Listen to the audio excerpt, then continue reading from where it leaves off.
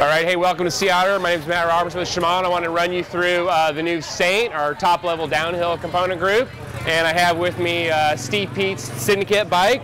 We're happy to have the Syndicate on board with Shimano this year. We're really excited about some new top-name riders. So having Pete, having Greg Minar, having Josh Bryceland and the Syndicate as part of that, we're super stoked. And I want to show you Steve Pete's new bike and the Shimano M820 Saint group that's on that.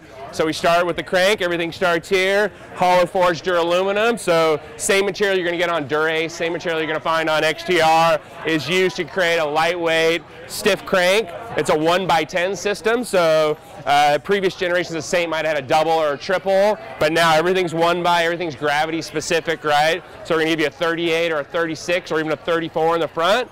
And then you're going to have the choice in the back. You can run a full road cog all the way down to 1123, or you can run a trail gear all the way to 1126 if you want. So a lot of flexibility with what we call the mode converter here. But the most exciting part of the drivetrain and the derailleur, of course, is going to be the Shadow Plus mechanism. Turn this off, it's just like any other derailleur moving along down the trail. But when you turn this on, it's going to lock in that roller clutch. It's going to provide resistance, keep that chain tight, help keep the chain in gear, keep you engaged. And what we find is on gravity, as you drop into faster gears, into taller gears, you really want that engagement to be solid and quick. And with Shadow Plus, it's going to lock in time after time. So great shifting when you need it, great stability when you're pedaling down the trail. And then one of the specific Saint features, you won't find this on any other derailleur from Shimano, or really any other derailleur, is what we call a bump stop. So high durometer urethane bump stop, about a Shore 90. And so now whenever I do break loose, because eventually you're going to hit something,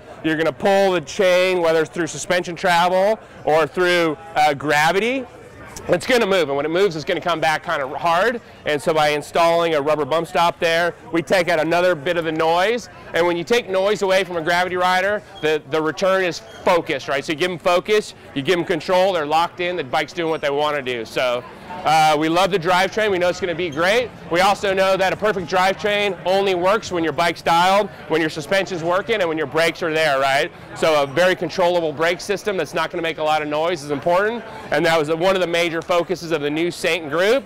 So high-powered, 4-piston caliper here, servo wave brake lever, all the braking efficiency of a high-powered hose. So we got a lot of stiffness here, so you're not losing energy to expansion.